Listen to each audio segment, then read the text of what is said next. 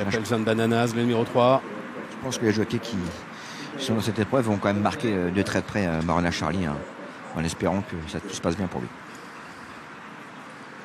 Départ imminent.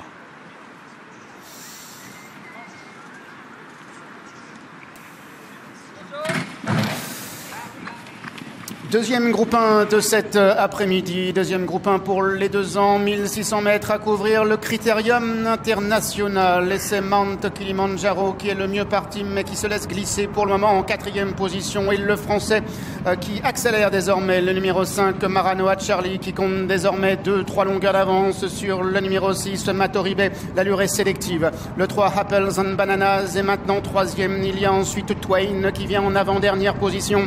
Et là, ce Spirit of Summer qui est en dernière position. Maranoa Charlie, hein, qui fonce en tête et qui compte quasiment déjà une dizaine de longueurs d'avance sur le peloton, emmené par Matoribe avec à son extérieur Apples and Bananas, c'est le numéro 3. Nous avons le 4, Mount Kilimanjaro qui vient un petit peu plus loin, précédant le numéro 2, Twain, et l'outsider Spirit of Summer, le numéro 1, ferme la marche. Maranoa Charlie qui a une très confortable avance, une dizaine de longueurs désormais sur le deuxième Matoribe, alors que l'on retrouve Apples and Bananas en 3e position devant Mount Kilimanjaro qui est 4e, accompagné par Twain, alors que là Spirit of Summer est toujours en dernière position.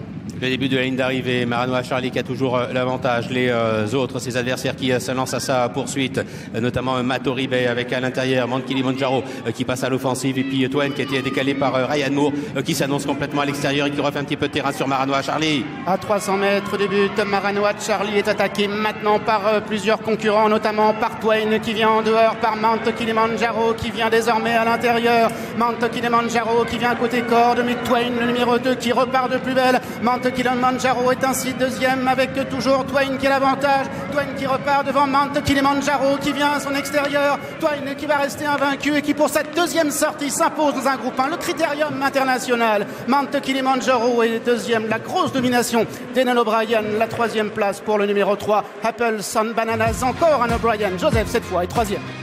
Et la victoire pour Twain, hein, qui demeure invaincu. Hein. Le poulain venait de débuter il y a de cela 8 jours. Il s'était imposé de 6 longueurs. Et il s'impose encore une fois aujourd'hui au niveau supérieur.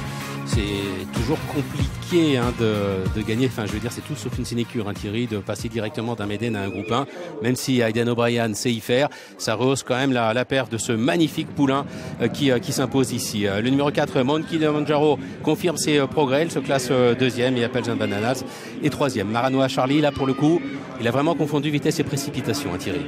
Oui, on l'a vu dans la ligne d'en face, et la sortie de boîte, tout s'est bien passé, les chevaux se marquaient vraiment, et au bout de 100 mètres, Maranoa Charlie, il a pris plusieurs longueurs au peloton. J'aimerais bien savoir par rapport au trekking combien de temps il a mis pour faire les 1000 premiers mètres. Ah, mais il est allé vite. Hein. Il était, à mon avis, un petit peu trop vite. Hein. D'ailleurs, la course nous démontre qu'il a vraiment cédé pour finir. Donc malheureusement, ça a fait un petit peu le jeu des Enan O'Brien. Twain avait couru avec sur la reprise, il s'est montré un petit peu froid dans le parcours, mais il s'est montré plus fort. Enan O'Brien aussi avec Mount Kilimanjaro. Je trouve que je suis sûr que Christophe va préférer être un petit peu en dehors parce que le cheval s'est quand même couché vraiment plutôt à gauche. Il a eu du mal à s'en servir. Je trouve que pour finir, il se rapproche un petit peu des lauréats. Edan O'Brien, premier, deuxième, et puis son fils est là, il est 3e. Edan O'Brien, Coolmore, qui vont avoir un nouvel étalon avec ce Twain, oui. Stéphane, vainqueur de groupe 1, petit-fils, enfin arrière-petit-fils de Urbancy.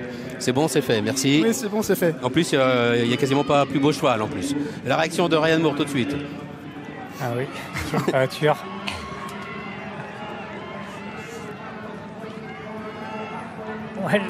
Well done, Ryan, the team. Bravo à l'équipe. What a race, now you go Quelle course! very fast. Vous êtes allé très vite. Yeah. Oui. He must be a very good horse. Ça va être un très bon cheval. We went along. He was a bit inexperienced. Il est un petit peu inexpérimenté. Well. Got to the front, a long way from home, and was a bit green still. Il a pris l'avantage très loin du poteau. Fantastic. Quel cheval! Yeah, beautiful looking horse. C'est un magnifique cheval. You know, size doing unbelievable things with the 2-year-olds. Oh, very good. Yeah. Yeah. Dan was a good horse, and Daddy obviously keeps getting these Group 1 winners, 2-year-olds, so he's a good colt. Well done. Bon, bref, c'est un super cheval, il est magnifique, il est très bien né. Il est encore immature en plus. Il est encore immature, effectivement, et il a peut-être pris l'avantage un peu tôt. Ensuite, il s'est un petit peu repris, mais quel cheval! Ce qui me fait dire que Mount Kilimanjaro a bien conclu. Voilà, maintenant que Ryan Moore, il vient de dire que son cheval s'est un petit peu relâché devant. Donc je comprends mieux, mais enfin c'est un poulain de qualité, il avait couru une 4 seules reprises. Aujourd'hui c'était une course sans concession. Et là, Aidan O'Brien nous a montré qu'il avait quand même beaucoup de besoin dans ses box. La suite du débrief, Miguel, et d'autres réactions à votre micro sur le canal Récit.